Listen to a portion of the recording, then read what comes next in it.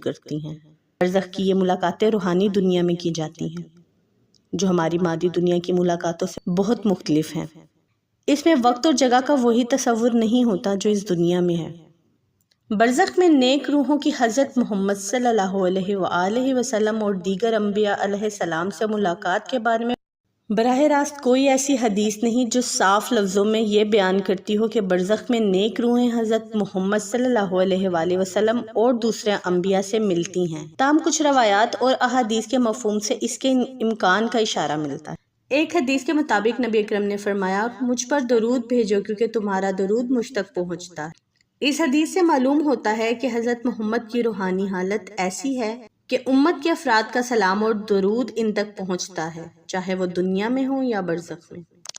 एक और हदीस से बयान है कि हज़रत मोहम्मद ने मुख्तलिफ आसमानों पर मुख्तलिफ अम्बिया अलैहिस्सलाम से मुलाकात की।